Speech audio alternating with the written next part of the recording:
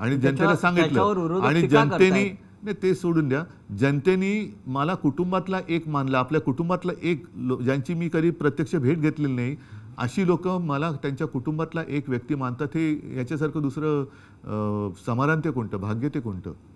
भारतीय जनता पक्षाला स्वबळावर इतक्या जागा मिळतील म्हणजे याच्यामध्ये हे त्यांच्या स्वप्नातही त्यांना वाटलं नसेल. तुम्हाला असं वाटलं होतं का? मला नाही, मी म्हटलं ना त्यांनाही त्यांच्या स्वप्नात कधी वाटलं नसेल. भाजप सोडा, पण शिंदे गटाला 50च्या वर जागा मिळाला, हा जादूटोणा आहे की काय? कदाचित त्यांनी डायनोसॉरच कापला असेल. असं कापाकापीतून मतदान होतं असं त्यांना वाटतं. पण कारण अचानक 50च्या वर जागा अशा पक्षाला मिळाव्यात. पहिली गोष्ट एक सांगतो, ह्या जादूटोणा वगैरे या विषयावरती माझा तर काही विश्वास नाही.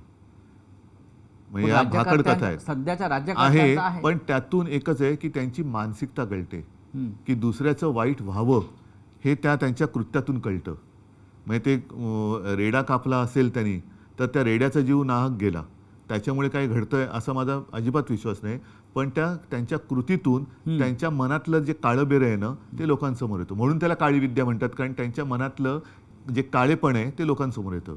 पण माझा या भाकड कथेवरती विश्वास नाही. जे निकाल लागले महाराष्ट्रामध्ये, राहुल गांधी म्हणतात, राहुल गांधी एक महत्त्वाचे नेते आहेत, लोकसभेतले विरोधी पक्ष नेते आहेत. ते अनेकदा एखाद्या विषयामध्ये चांगला अभ्यास करून बोलतात आणि पुराव्यासह बोलतात.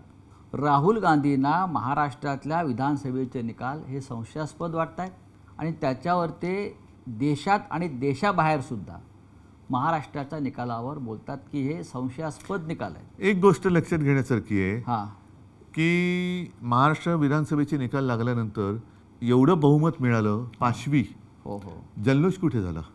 अख्खा महाराष्ट्र आनंदाने न्हावून निघायला पाहिजे होता, तो अवाक्ता झाला होता. अजूनही लोकांना म्हणजे लोक मला अजूनही सांगतात की साहेब, ग्रामीण भागातले लोक की साहेब आम्ही ठरून तुम्हाला मतदान केलं तरी आमच्या गावामध्ये एवढीच मतं ही मिळूच शकत नाही तुम्हाला, आम्ही सगळ्यांनी ठरवून मतदान केलं होतं.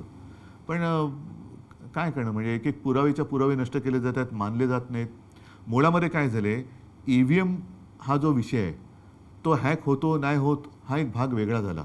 पण लोकशाही म्हणजे काय, लोकशाहीमध्ये जर RTIमध्ये मी तुमची माहिती काढू शकतो तर मला माझी पूर्ण माहिती मिळाली पाहिजे ना. पूर्वी जे बॅलेट पेपर होते त्याच्यात मी मतदान कोणाला केले, माझं मत कुठे जाते हे शेवटपर्यंत मला कळत होतं. म्हणजे मी ती बॅलेट पेपरवरती मी मतदान केले, आपणही केलं असणार. उमेदवाराचं नाव यायचं, समोर निशाणी यायची आणि त्या निशाणीवर शिक्का मारल्यावरती तो फोल्ड असा व्हायचा की समजा जर का ती शाई ओली असेल आणि उमटली तर ती उमेदवाराच्या नावावरती, त्याच उमेदवाराच्या नावावरती उमटू शकेल.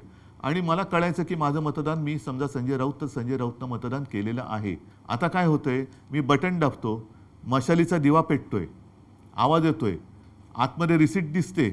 आता त्या रिसीटबद्दल सुद्धा लोकांचं म्हणणं आहे की अनेकदा ती पडते नाही पडत हा भाग वेगळा, पण ती रिसीट खाली पडते, माझं वेगळी आणखीन तिसऱ्या ठिकाणी रजिस्टर होते, ते कुठे होते मला कळत नाही आहे.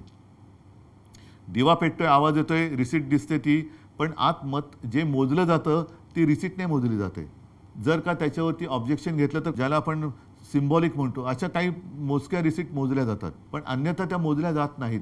व्हीव्हीपॅटवरचं जे काय आहे ते मोजलं जात नाही. त्याच्यामुळे आत मत रजिस्टर कुठे झाले हे माझा कळण्याचा अधिकार तुम्ही हिरावून घेतले. तुम्हाला अजूनही वाटतं की मतदान हे मतपत्रिकेवरच व्हायला पाहिजे? नक्कीच व्हायला पाहिजे.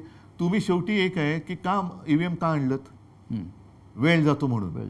मग वेळ मतमोजणीत लागत असेल तर एक एक महिना निवडणूक प्रक्रिया चालते, तो वेळ का नाही धरत त्याच्यात? माझ्याकडे जर 1 तारखेला मतदान झालं महाराष्ट्रात आणि दुसरीकडे बिहारमध्ये वगैरे 30 मेला मतदान होत असेल तर मधला वेळ माझा गेलाच ना. मग फरक काय पडतो? 30 तारखेनंतर 4 दिवस तुम्ही मतमोजणीत लावले तर काय असं मोठं आव्हाड कोसळते? आणि अनेक म्हणजे अगदी मला वाटतं अमेरिकेत वगैरे सुद्धा अजूनही बऱ्याच ठिकाणी बॅलेट पेपर आहे, UK मध्ये, ब्रिटनमध्ये पण बॅलेट पेपर आहे.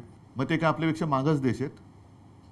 जर तुम्हाला वेळ वाचवण्यासाठी हे करत असाल, आणि स्वतः मोदींचं भाषण आहे त्यावेळेला बॅलेट पेपरच्या विरोधात, सगळ्यांत भारतीय जनता पक्षाने विरोध केलेला आहे EVMच्या विरोधात. हो, देशाचे सरन्यायाधीश भूषण गवई यांच्या आईनंही मागणी केली आहे. मग हे देशाचे सरन्यायाधीश असलेल्या गवईंच्या आईनंही, ताईंनी सांगितलेलं आहे की निवडणुका या बॅलेट पेपरवरच व्हायला पाहिजे. तसंच आहे ते.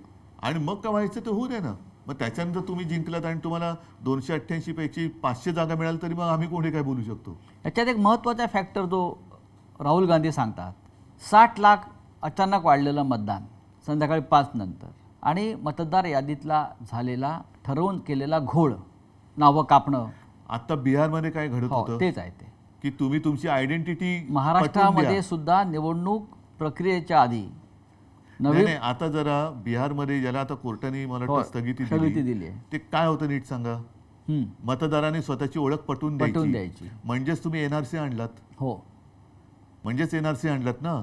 मी इतके वर्ष राहतोय, माझ्याकडे मग आधार कार्ड हे काय, हा मोठा फ्रॉड आहे. रेशन कार्ड, आधार कार्ड हा फ्रॉड आहे.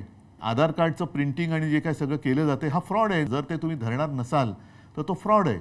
मग ते पण कॉन्ट्रॅक्टर कोण आहेत, काय आहेत, मग हे आधार कार्डची हे आणली कोणी, मग आधार कार्ड फ्रॉड आहे का जाहीर करा. आणि आयडेंटिटी म्हणजे काय देणार तुम्ही, आणखीन काय, म्हणजे हा एनआरसी तुम्ही आणलात आहे ना, एनआरसीच आणलात आणि तो आपल्या सगळ्या हिंदूंना पण लागू झाला. त्याच्यामध्ये आता 1 नेशन 1 इलेक्शन लादलं जात आहे. ह्यांची संपूर्ण वाटचाली एकाधिकारशाहीकडे चाललेली आहे, हुकुमशाहीकडे चाललेली आहे. सगळं पहिलं आम्हालाही गोंडस वाटलं होतं, कारण तेव्हा काश्मीरमध्ये काय त्याला वेगळे पंतप्रधान वगैरे असे ते एक शब्द होता. त्याच्यामुळे आम्ही सुद्धा त्या एका बहकाव्यात आलो.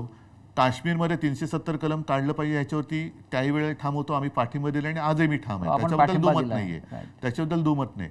पण एक निशाण, एक विधान आणि एक प्रधान. आता 1 नेशन 1 इलेक्शन, मग त्याच्यानंतर 1 नेशन 1 लँग्वेज पण करतील. मग त्याच्यानंतर म्हणजे सगळं काही. बरं, नड्डा बोललेत की देशात एकच पक्ष राहणार, म्हणजे 1 पार्टी, ही एकाधिकारशाही चाललेली आहे. 1 पार्टी 1 इलेक्शन, 1 पार्टी मग नो इलेक्शन होईल. No election.